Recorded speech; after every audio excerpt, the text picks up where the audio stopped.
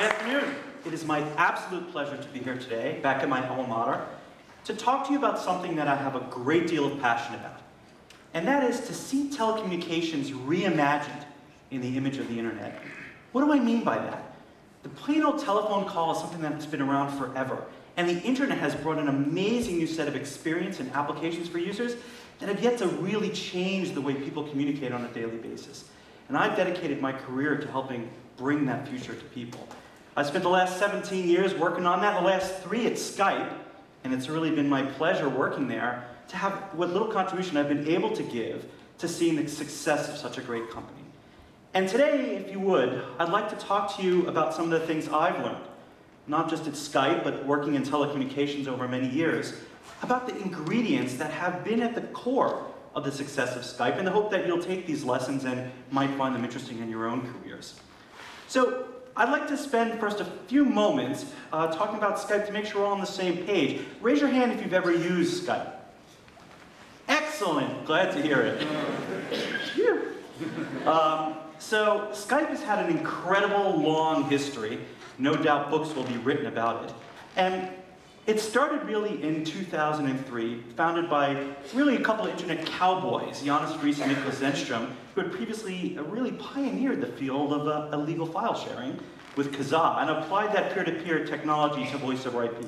Skype was then passed from owner to owner, getting acquired by eBay in 2005, spun out of eBay into private equity in 2009, and just last year acquired by Microsoft, one of its largest acquisitions ever.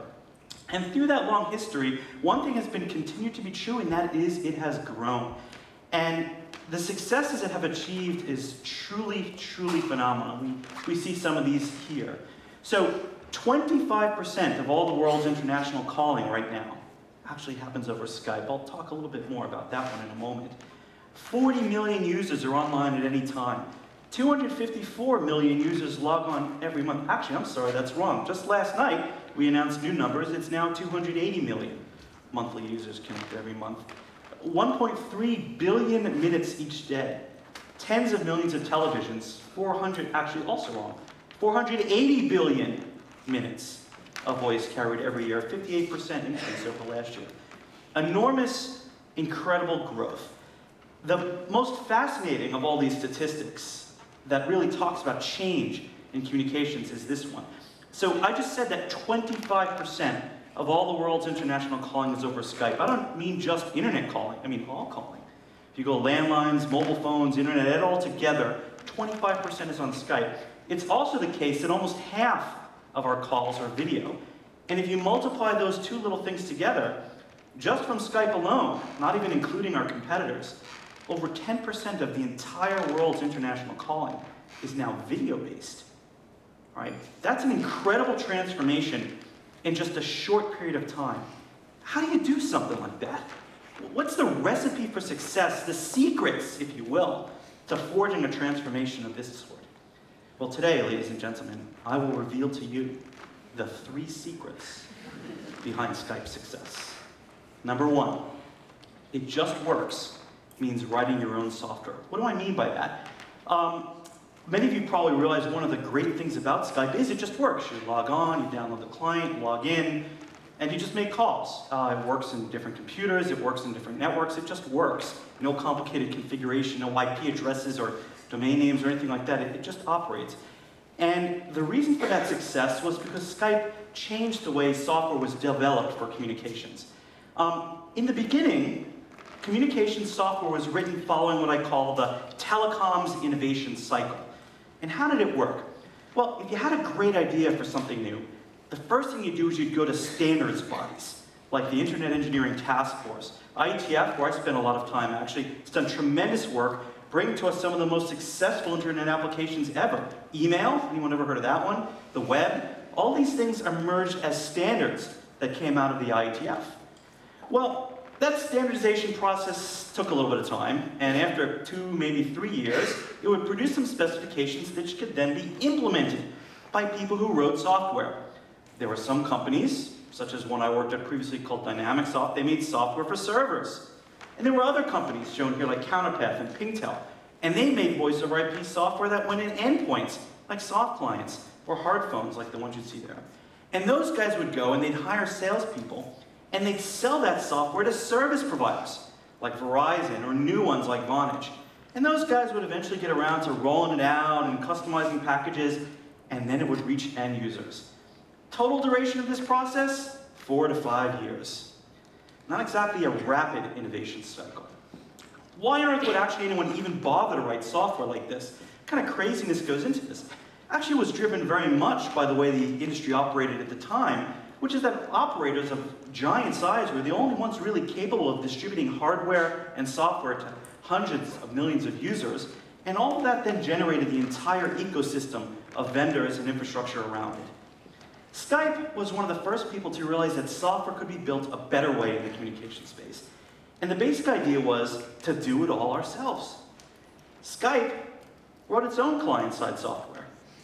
It would write iPad clients, it would write clients for PC, and it would do all of it. It would own the user experience and the bits that were under the hood to make it all happen. And because calling was between Skype users, it didn't need to use standards for the protocols that operate between those endpoints. It could do whatever protocols it wanted. If it wanted to roll out a new feature to its users, it coded up in the clients, and it would define the protocols that would transmit the information between both endpoints. But it didn't stop there either. Skype decided that the right thing was to write its own server software also that powers all of that stuff. And if they wanted to roll out a new feature or capability, they didn't need to wait for standards. They just code it up, put it in a server, put it in the client, and also develop the protocols that run between those. But perhaps most importantly, Skype also realized that the secret to success was not just writing the software, it was operating the software. Putting it out there, monitoring it, measuring it, see how it was doing with users, collecting feedback and statistics, and learning and iterating over time faster and faster and faster. Modern software for communications isn't something you just write and throw over the wall. It's always in motion. And unless you are the one who controls that motion, you can't take advantage of all the learnings you get by operating that software on your own.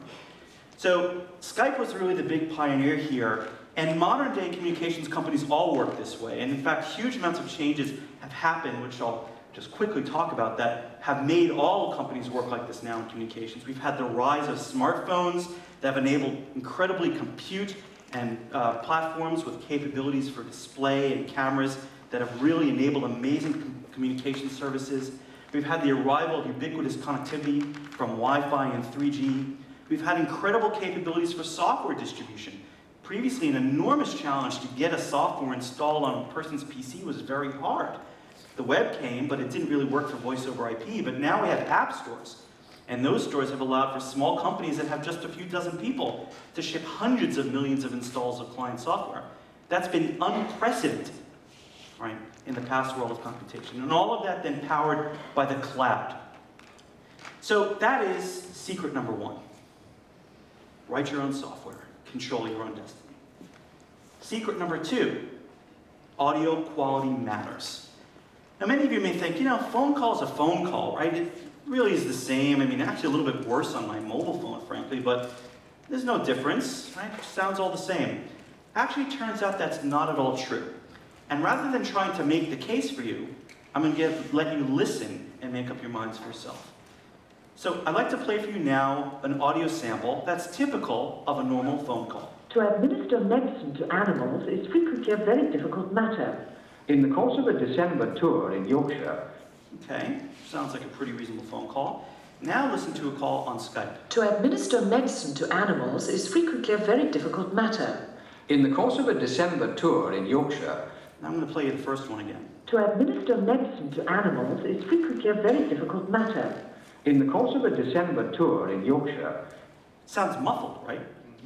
And the reason is that the phone network was built on the idea of limiting to the voice frequency range to just enough to allow you to have an intelligible conversation.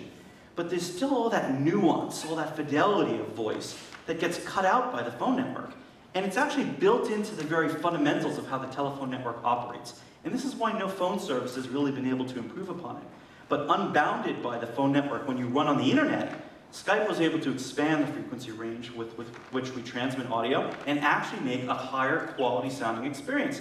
Now, interestingly, users don't necessarily know when they make a call that it sounds better because they're not having a side-by-side comparison. So you may challenge me and say, ha, come on, do users really notice that difference? Well, to figure it out, we ran a little blind test.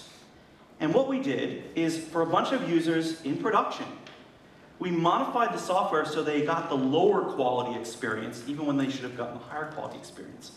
And what we did is we measured how long those users talk. And the graph on the right here shows it, that they speak 40% longer when the quality of the audio is better. And now, mind you, these users didn't know this happened. It was a completely blind study with enough users around the world to give us pretty confidence in this results. Also, at the end of Skype calls, we sometimes give a little survey asking users, what did you think of that call? And users rate us from 1 to 5, very simple. Well, the results there also show that the ratings from users dramatically improved as they went from this low-quality experience up to the high-quality experience. So the simple lesson we learned here is that quality matters, audio quality matters. Doing something simple really well, getting to the core of the value you're trying to deliver, is the most important thing in delivering success.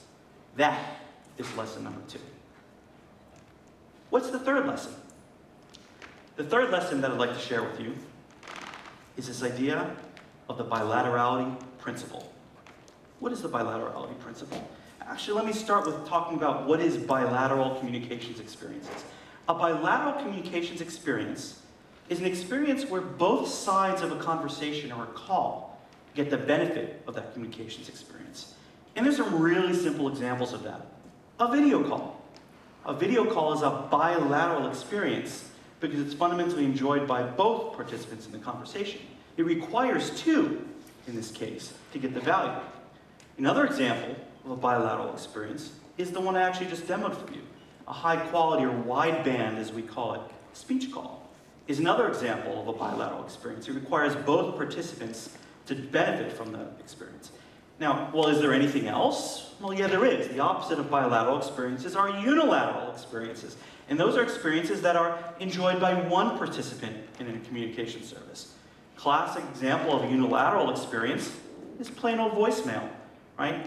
I get the benefit of that. I'm the one, if I have voicemail, I get to retrieve my messages, play them, so on and so forth. It's not really for the benefit of the other person. It's actually a really simple litmus test to know whether or not a communications experience is unilateral or bilateral. And the litmus test is this. If you deploy a piece of software to a communications user group like Skype, and only one person in that entire user base has the new feature, this new feature you're trying to evaluate, can they get any benefit from it? Video calling. If I'm the only one in Skype who has video calling, is it useful to me? Absolutely not. Completely useless. That is a bilateral experience. Voicemail. If I'm the only one that gets voicemail, is it useful to me? Absolutely. Unilateral experience. Why am I talking about this kind of concept of bilaterality and unilaterality? Well, we actually found that it's quite central to success, and we've hypothesized this idea of the bilaterality principle.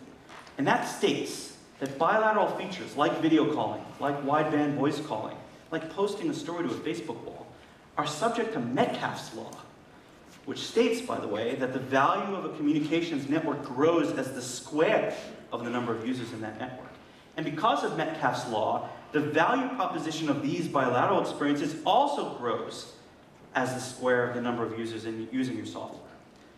The essence of the idea from this, then, is that if you combine bilateral experiences like quality voice, like quality video, with a product that is inherently viral, that allows you to invite new users to join the service, those two concepts, bilaterality and virality, form a self-reinforcing loop.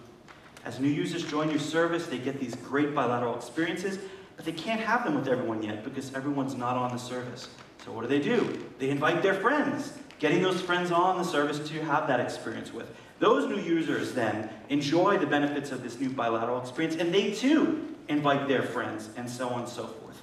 And as long as you have those two sparks together, bilaterality and virality, you can enjoy the benefits of the combination and get these exponential growth curves that Skype and other startups these days are benefiting by following the same formula. And that has been one of the keys to Skype's success. So with that, I have now revealed to you the 3 secrets of Skype's success. It's been my pleasure talking today. Thank you very much.